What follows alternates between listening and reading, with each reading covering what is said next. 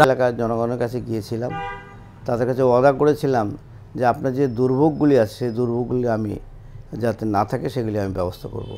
আসলে যে ধরনের দুর্ভোগ, মানে মানুষ চলাফেরা, রাস্তাঘাট কিছুই ছিল না, সব কিছুই একেবারে খুব খারাপ অবস্থা ছিল। চারিদিকে মানুষের রাস্তায় পানি, বৃষ্টি হলে পানিতে রাস্তা ভরে যেত, মানুষ ঘর থেকে বেরোতে পারতো না, বিদ্যুৎ ছিল না, স্কুলের ভবন ছিল না।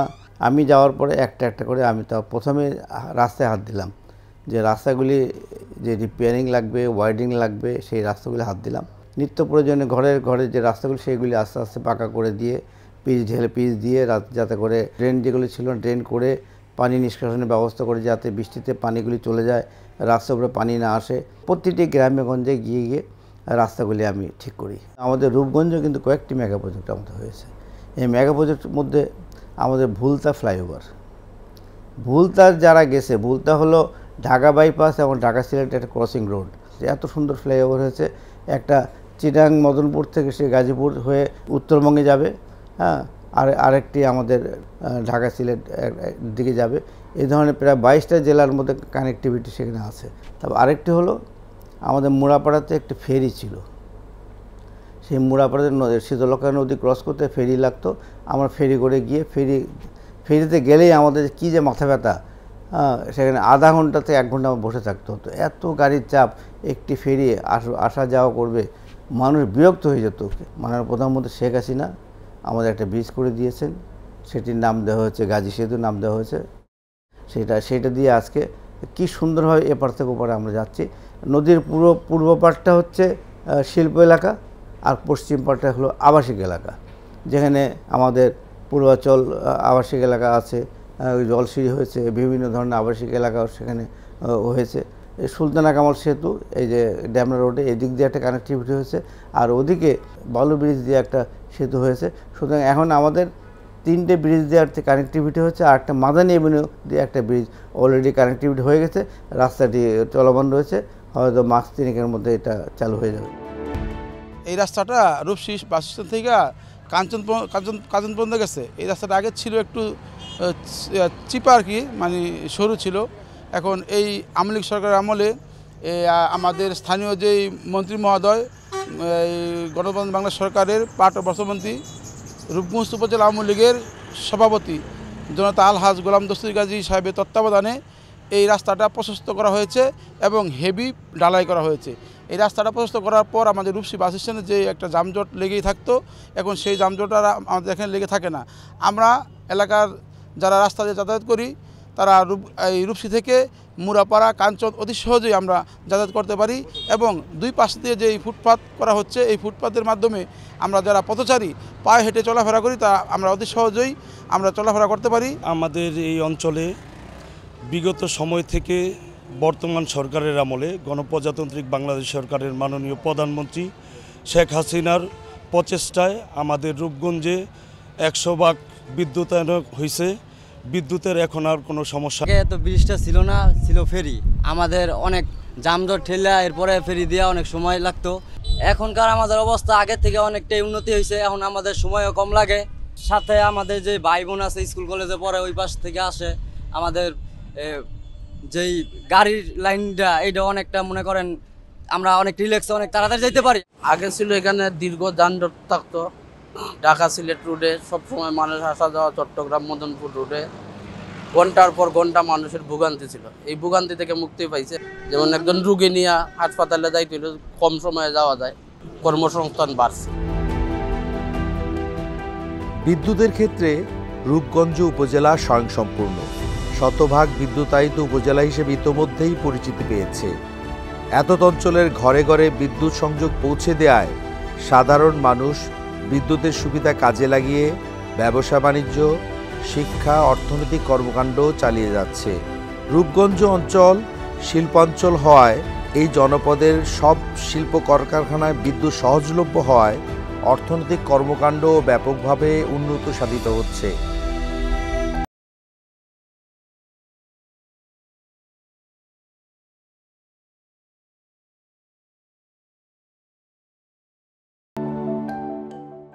মাননীয় প্রধানমন্ত্রী শেখ হাসিনা এসেই তিনি বিদ্যুতের কুইক রেন্টাল তিনি ব্যবস্থা করলেন।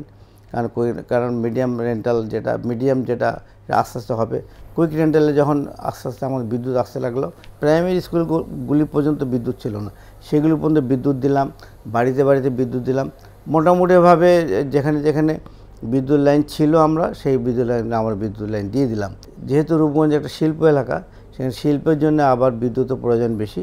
আর বড় বড় পাওয়ার হাউসগুলি তৈরি করে সেখানে আবার গ্রামেগঞ্জে যে শিল্প কারখানাগুলিকে, সেই শিল্প কারখানাগুলি আবার বিদ্যুৎ দিতে আরম্ভ করলাম। মাননীয় প্রধানমন্ত্রী শেখ হাসিনার নেতৃত্বে যখন প্রত্যেকটা স্কুল কলেজকে ভবনের জন্য ঘোষণা করলেন, তা আমরা প্রতি বছরই অন্তত 10টা-15টা করে আমরা বিল্ডিংয়ের স্যাংশন এনে তারপর আমরা বিল্ডিংগুলি করা আরম্ভ করলাম। এবং প্রাইমারি স্কুল আমাদের এখানে 114টা প্রাইমারি স্কুল আছে। আমাদের 114টা প্রাইমারি স্কুলের মধ্যে 109টিতে আমরা ভবন অলরেডি করে ফেলছি। কোনোটাতে দোতলা ভবন, কোনোটাতে 4তলা ভবন পর্যন্ত আমরা করে ফেলছি, এবং ইদানিং 2-1টি ভবনে 6তলা ভবনের স্যাংশন এসেছে।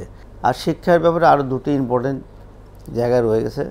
আমাদের মুড়াপাড়া ডিগ্রি কলেজ সেটা আমরা সরকারি করেছি, সরকারি করা হয়েছে। মুড়াপাড়া কলেজে জমিদার বাড়ির পাশে আমাদের বিল্ডিং করেছি, জমিদার বাড়ি সহ, এবং ওখানে গেলে এত সুন্দর একটা দৃশ্যমান নান্দনিক একটা মুড়াপাড়া কলেজ আমরা করেছি। সেটা একটা মুড়াপাড়া কলেজ সরকারিকরণ হয়েছে। তার পাশেই মুড়াপাড়া পাইলট স্কুল আছে, সেইটাকে আমরা সরকারি করেছি। কারণ মুড়াপাড়াটা হলো আমাদের সেন্ট্রাল লোকেশন হওয়াতে চারিদিক থেকে সমস্ত ছেলেমেয়েরা এসে যেখানে পড়তে পারে, এই জন্য আমরা সেন্ট্রাল লোকেশনে মুড়াপাড়া কলেজ এবং মুড়াপাড়া পাইলট হাই স্কুলকে আমরা সরকারিকরণ করে দিয়েছি। উচ্চ বিদ্যালয় গণপ্রজাতন্ত্রী বাংলাদেশ সরকারের মাননীয় প্রধানমন্ত্রীর উদ্যোগেই সারা বাংলাদেশে 324 থেকে 328টার মতো কলেজ সরকারিকরণ করা হয়েছে। তারই ধারাবাহিকতায় বর্তমানে এখানে আমাদের গণপ্রজাতন্ত্রী বাংলাদেশ সরকারের মাননীয় মন্ত্রী গাজী গোলাম দস্তগীর বীর প্রতীক স্যার, মাননীয় সংসদ সদস্য, তার প্রচেষ্টায় এই মুড়াপাড়া সরকারি কলেজটিও সরকারিকরণ করা হয়েছে।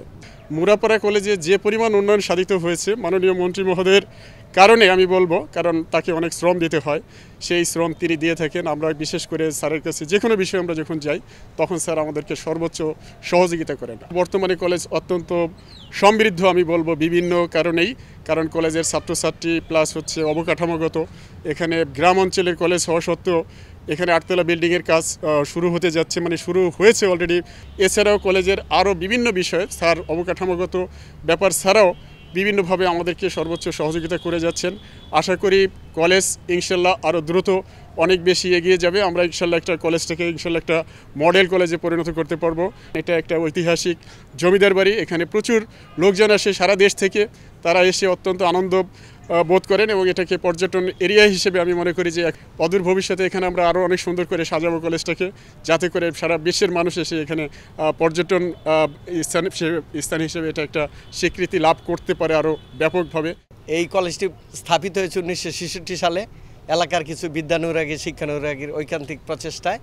এটা গণপ্রজাতন্ত্রী বাংলাদেশ সরকারের এই বর্তমান সরকার ক্ষমতায় আসার পরে যে উন্নতি সাধিত হয়েছে, রাস্তাঘাট, ভবন, গাজী অডিটোরিয়াম সহ ব্যাপক উন্নতি সাধন করেছে। সবচেয়ে বড় ব্যাপার হলো অত্র এলাকার মাননীয় সংসদ সদস্য গণপ্রজাতন্ত্রী বাংলাদেশ সরকারের মাননীয় মন্ত্রী বস্ত্রপাট গোলাম দস্তগীর গাজী স্যারের বলিষ্ঠ উদ্যোগে এবং নেতৃত্বে অত্র কলেজে 4টি বিষয়ে অনার্স এবং 1টি বিষয়ে মাস্টার্স কোর্স চলমান আছে। এবং এখান থেকে যেই ছাত্রছাত্রীরা রেজাল্ট করছে তারা বিভিন্ন জায়গায় তাদের প্রতিভার স্বাক্ষর রাখছে। এখানে দূর দূরান্ত থেকে শিক্ষার্থীরা এসে লেখাপড়ার সুযোগ পাচ্ছে। আমাদের রূপগঞ্জ উপজেলায় এমন কোনো প্রতিষ্ঠান নাই যে পাকা ভবন না হয়েছে। রূপগঞ্জের বিদ্যালয়গুলোতে কোভিডকালীন সময়েও ছাত্রছাত্রীদের অনলাইনের মাধ্যমে ক্লাস চালানো হয়েছে। শিক্ষার সুষ্ঠু পরিবেশ বজায় থাকায় এই অঞ্চলের শিক্ষার মানও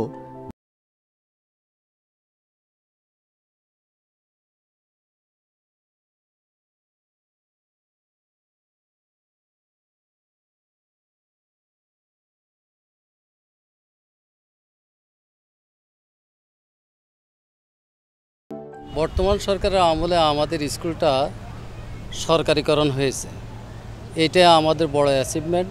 এই সরকারিকরণের পিছনে মাননীয় মন্ত্রী মহোদয়, অত্র এলাকার এমপি গোলাম দস্তগীর গাজী বীর প্রতীক মহোদয়ের অবদানে সবচেয়ে বেশি।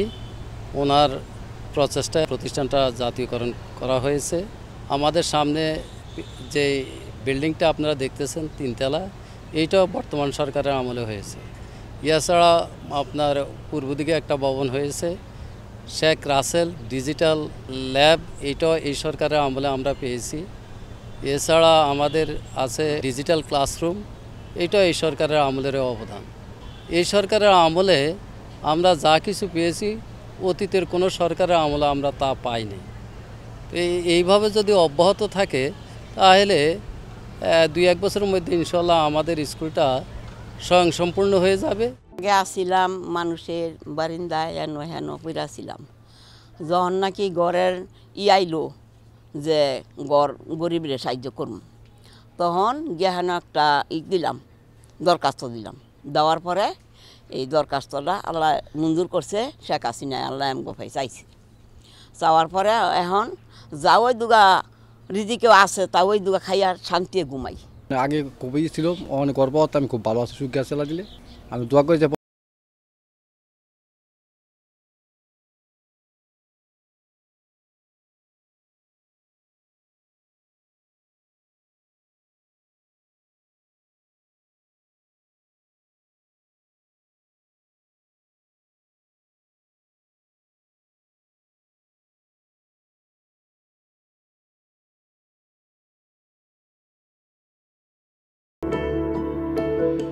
বঙ্গবন্ধুর যে স্বপ্ন ছিল আমাদের কমিউনিটি ক্লিনিক নিয়ে, তো তার সুযোগ্য কন্যা আমাদের মাননীয় প্রধানমন্ত্রীর অবদানে আমরা 41টা কমিউনিটি ক্লিনিক পেয়েছি শুধু এই রূপগঞ্জ উপজেলায়। এবং এই 41টা কমিউনিটি ক্লিনিকের মাধ্যমে আমাদের যে প্রান্তিক জনগোষ্ঠী চরম পর্যায়ে তারা স্বাস্থ্যসেবাটা পাচ্ছে, যেটা বিশ্বের অনেক দেশেই আমরা এখনও কল্পনা করতে পারি না, সেটা সম্ভব হয়েছে। তারপর যদি আমি বলি টিকার কথা, যেটা করোনা টিকা, যেটা কোভিড-19 ভ্যাকসিন আমরা দিয়েছি, এটা আমার উপজেলায় আমি বলতে পারি 80%-এর উপরে আমরা কাভারেজ দিয়ে ফেলেছি। আমাদের ক্যাম্পেইন আরও সামনে চলছে, ইনশাল্লাহ আমরা 100%-এর কাছাকাছি পৌঁছে যাব। তো যার জন্য আমাদের মাননীয় প্রধানমন্ত্রী কিন্তু অলরেডি ভ্যাকসিন হিরো হিসেবে বিশ্বে আখ্যায়িত হয়েছেন এবং বিশ্বের অনেক দেশ কিন্তু আমাদের স্বাস্থ্য খাতকে মডেল হিসেবে তারা ফলো করতে চায়। শিশু এবং মাতৃমৃত্যু হার, যেটা আমাদের আগে 1985 আগে যদি আমরা ধরি, যেটা অনেক ছিল, কিন্তু এখন কিন্তু এটা আমরা একদমই কমিয়ে এনেছি এবং এটা আমাদের প্রধানমন্ত্রীর একটা বিশাল সফলতা আমি মনে করি। এরপরে আমরা যদি বলি ইপিআইয়ের কথা, ইপিআইয়ের মাধ্যমে কিন্তু আমরা 10টি ডিজিজের বিরুদ্ধে আমরা কিন্তু ভ্যাকসিন দিচ্ছি এবং এই সেবাটাতে বর্তমানে বাংলাদেশ কিন্তু 98% সফলতা অর্জন করেছে। এবং আমি যদি আমার রূপগঞ্জের কথা বলি, রূপগঞ্জে আমি কিন্তু 100% ইপিআই সেবা আমি 100% সফলতা অর্জন করতে পেরেছি। অপারেশনের কথা, যেটা আমরা আসলে আগে কল্পনাই করতে পারতাম না যে উপজেলা পর্যায়ে এত জটিল জটিল রোগের অপারেশন কি করে সম্ভব, সেটা কিন্তু আমার এই সেন্টারে দেওয়া হচ্ছে। এবং আমার জানা মতে এখন অনেক উপজেলায়, মানে বেশিরভাগ উপজেলায় কিন্তু আমাদের ওটি সার্ভিস চালু আছে। ইমার্জেন্সি সেবা কিন্তু 24 আওয়ার্স আমার ডক্টররা দিয়ে যাচ্ছেন। এবং আমার এখানে রূপগঞ্জের রেফারেল সিস্টেম আছে, 41টা সিসিতে প্রথমে রুগীরা যাবে, ওখান থেকে যদি তাদের সার্ভিসটা যদি তারা না দিতে পারে, যতটুকু তারা প্রাইমারি সেবা দিবে, তারপরে তারা না দিতে পারলে কিন্তু তারা রেফার করবে আমার এখান থেকে কিন্তু আমি স্বাস্থ্যসেবা দেবো আমার ডক্টররা। দেন যদি এখান থেকে কোনো আমরা মনে করি যে আরও হায়ার উপরে পাঠানো দরকার, আমরা কিন্তু ডিস্ট্রিক্ট লেভেলে পাঠিয়ে দেবো। ডিস্ট্রিক্ট লেভেল যদি মনে করে মেডিকেল কলেজ হসপিটাল পৌঁছে দেবে। তো আমাদের এই রেফারেল সিস্টেমটা থাকায় আমাদের স্বাস্থ্য ব্যবস্থা কিন্তু এখন এই যে গ্রাম থেকে একদম প্রান্তিক জনগোষ্ঠীরা কিন্তু স্বাস্থ্য ব্যবস্থাটা খুব ভালো মতো পাচ্ছে। সরকারের নির্দেশনায় এবং আমাদের ডক্টরদের পরিশ্রমে আমরা কিন্তু রূপগঞ্জের সকল জনগণকে এই ডিজিটাল সেবার আওতায় আনতে পেরেছি। অনেক মুক্তিযোদ্ধারা আসেন এখানে সেবা নিতে। আমি মুক্তিযোদ্ধা কেবিন করেছি, বস্ত্র পাট মন্ত্রণালয় মাননীয় মন্ত্রী গাজী স্যারের নির্দেশনায় আমরা সেন্ট্রাল অক্সিজেন করতে পেরেছি এবং সেন্ট্রাল আমাদের প্রতিটা বেডে কিন্তু সেন্ট্রাল অক্সিজেন চালু আছে। তো ইনশাল্লাহ সব মা সেবা পাচ্ছে, সব শিশুরা সেবা পাচ্ছে এবং সব বাবারা সেবা পাচ্ছে এবং সবাই মাশাআল্লাহ সবাই খুশি।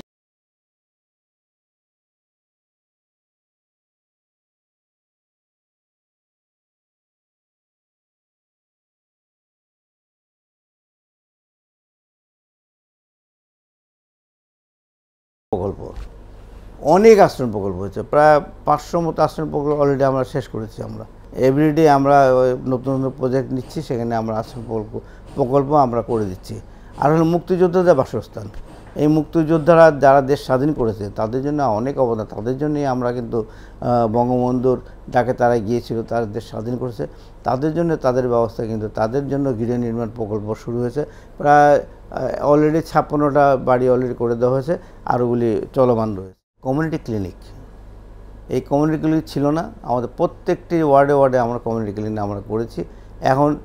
এখন আমরা সবসময় আমরা শুধু ওষুধের জন্য ভাই ওষুধ দেন, ওষুধ নিয়ে এনে আমরা কী যে লাইন লাগে সকালবেলা দেখলে পরে মন ভরে যায় যে আমাদের গরিব মানুষেরা গিয়ে লাইন দিয়ে সেখানে চিকিৎসা নিচ্ছে। আর আমাদের 2টি পৌরসভাতেও আমাদের একটা নগর স্বাস্থ্যকেন্দ্র করা হয়েছে, সরকার থেকে তারা ডাক্তার দেওয়া হয়েছে, সেখানে ভালো ভালো ডাক্তার দিয়ে সমস্ত আলট্রাসোনোগ্রাফি বলেন, ডেলিভারি বলেন, সমস্ত ফিমেল ডেলিভারি বলেন, এবং সিজারিয়ান ডেলিভারি পর্যন্ত আমাদের এখানে হচ্ছে, যেগুলি বাইরে যে আমাদের ক্লিনিকগুলি যেভাবে তারা হাই প্রাইস দিয়ে তা আমাদের করতে হতো, গরিব মানুষ পারতো না। এখন কিন্তু আমাদের গরিব মানুষ যারা সিজারিয়ান দরকার আমাদের কমিউনিটি ক্লিনিকও করছে এবং পৌরসভার নগর স্বাস্থ্য কেন্দ্রতেও করা হচ্ছে। পানির ব্যবস্থা আমাদের এলজিডি গভর্নমেন্ট থেকে আমরা বিভিন্ন জায়গায় ডিপ টিউবওয়েলের ব্যবস্থা করা হচ্ছে। প্রতিটি ইউনিয়নে ওয়ার্ড ভিত্তিক আমরা ডিপ টিউবওয়েলের ব্যবস্থা করছি, যেখানে পানির লাইন দিতে পারছেন সেখানে আমরা ডিপ টিউবওয়েলের ব্যবস্থা করে সেখানে পানির ব্যবস্থা করা হচ্ছে। যেহেতু রূপগঞ্জ শিল্প এবং আবাসিক দুটি মিলিয়ে আছে, একসময় দেখব আমরা ঢাকা শহরের যে পরিকল্পনা যে রয়েছে, ঢাকা শহরের পরিকল্পনা থেকে উন্নত মানের পরিকল্পনা দিয়ে রূপগঞ্জকে ঢাকার থেকে আরও উন্নত মানের একটা শহর হয়ে যাবে বলে আমি বিশ্বাস করি।